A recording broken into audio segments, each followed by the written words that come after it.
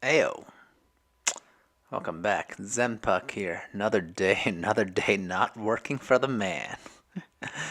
Today, I'm going to bring up one of my favorite topics that I feel like don't get a lot of love in the wide society at large, right? Which is what is a budget, and why should you care?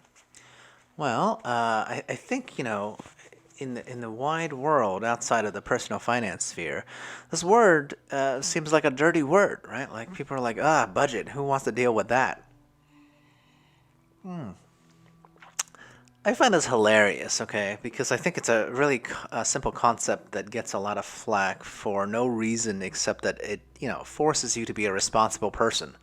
Oh my God. Oh my God. Jesus Christ. I can't believe somebody said responsible as if that's not a description of every adult or should be a description of every adult on the planet. Okay. So what is a budget, right? I was like, let's start with the basics, right? The dictionary definition of a budget is really simple, right? It's just an accounting of how much you make versus how much you spend. Here's the thing, right? For most people, I'm pretty sure if you have a regular job, you know how much you make, right? Because you have a regular paycheck that comes in, and it's always the same, more or less, right? Maybe once a year you get a raise, maybe once a year you get a bonus, something like that, right? Again, this doesn't cover everybody, right? Some of you might be like, hey, I'm a freelancer, my income varies. Well, for you guys, that's tougher, right? But for most people, the average person, you just have a regular job, you already know what your income is, right? So that's like half the equation right there.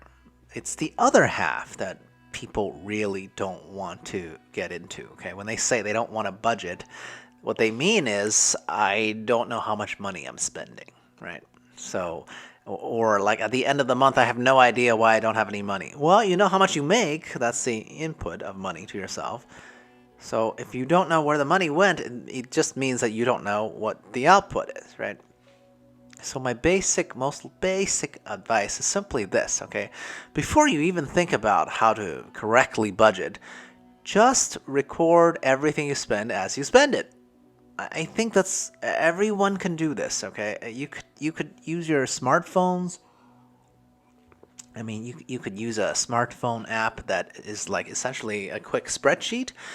Or if you don't want to do that, you can just write it down like in a notes application. Anything that you take notes in. If you don't want to go high tech, you could carry a little notebook and simply write down everything that you spend your money on every month. Anytime any money comes out of your wallet or comes out of your checking account, just make a really quick note, right? I would suggest just write down the amount, the date, and what it was for, right? A general category, like was it for groceries? Was it for alcohol? Was it for entertainment? Like if you went out, that's all okay, right?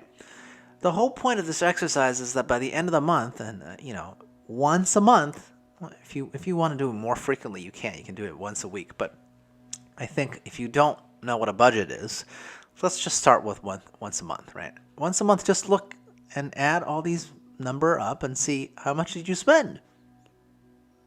And if that number is higher than what you earn, well, you're not really an adult. Okay, let me be clear. If you spend more than you earn, you're not an adult. You're a child. You should be treated like a child. Okay. Now, it's really easy to get out of this, though. Really easy to grow up really quickly. You just look at what you spend and say, hey, if I spent more than I earned, what can I cut? Right? And I would say be very severe on the cutting. And also, I would say, you know how I said you could put in a category like groceries or entertainment or whatever you're spending your money on, clothes or makeup or whatever, right? Well, maybe make another column in the spreadsheet and say, hey, is this a necessity or a nice to have? Okay. Anything that's not basic living is a nice to have. Okay. Like going to see a concert, that's a nice to have. Or even fancier organic groceries, that's a nice to have because all stores also sell regular groceries. I mean, don't get me started on how stupid organic stuff is, okay? It's not healthier for you. It's just marketing language. It's total BS, okay? So, this is the basic of a budget, right? Because once I see how someone spends their money in the course of a month, I mean, usually for an average American, I can cut that by half immediately, right? Immediately. So you should be able to do the same, right? Now, if you're not that aggressive, then month over month, try to cut 10%. And then next month, cut 20%. Next month, cut 30% until you finally cut at least 50% of what you're spending your money on. Because let me tell you, when I started just recording what I spend, okay? It's the first step to budgeting. All I did was record what I spend. The fact that I have to write down how much I'm spending on certain items already gives me pause. Because I'm like, oh man, I've already spent like $150 on alcohol this month.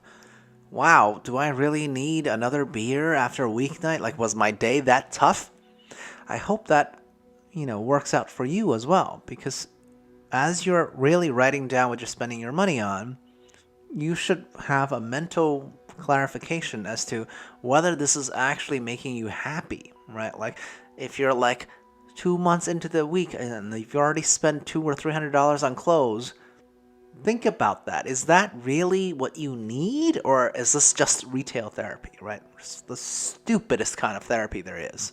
Let me tell you. Again, I've been through it.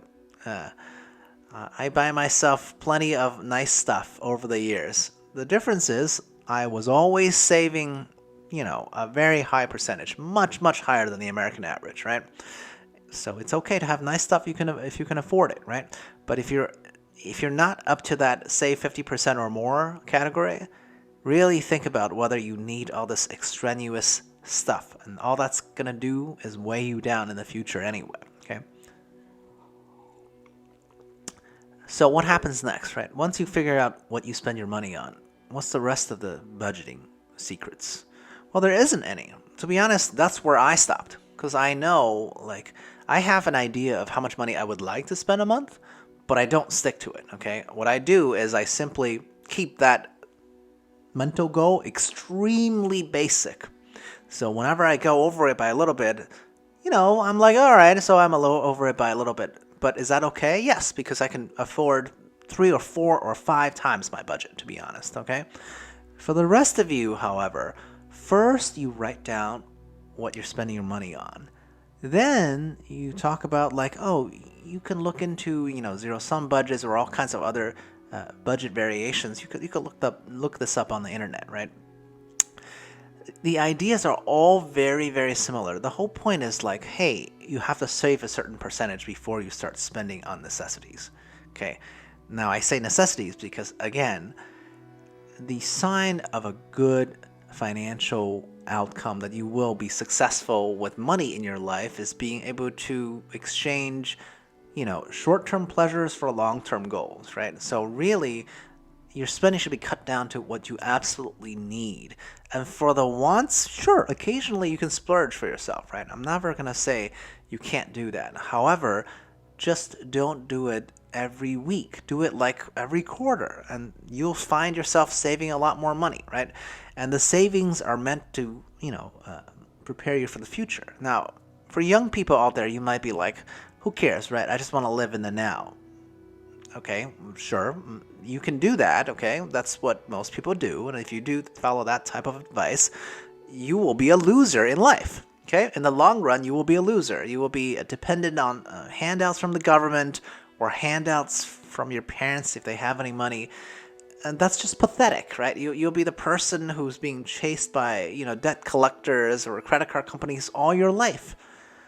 Nobody wants to do that, right? And all it takes is a little bit of discipline. And like I said, I splurge on myself all the time, okay? Look at this jacket, okay? Oh my God. I'm retired early in my late 30s, okay? That's not super early, but it's hell of a lot earlier than most people, right? And I have a ton of nice stuff. And I spend a ton of money on parties and stuff, okay? It's all doable. Just do it like less frequently so you'll really enjoy it and remember it, okay? But the first step, of course, is record what you spend, because just that in itself is like an essential part of budgeting. And without budgeting, if you don't know your input versus output, you will never get anywhere, okay? Unless, of course, you're one of the lucky ones who's always had a, parental education that says, like, inherently that you just don't spend any money. But those are, like, those are unicorns in the group of people, right? Most people, even me, what I do is like just write down what I'm spending, and that already helps because most people know what they earn. So write down what you're spending, that's your output, and you already know your input, right? And then look at them next to each other and adjust your output until you're saving at least 50% what you're making. Then you're well on your way to, having a secure and super awesome financial future. Good night.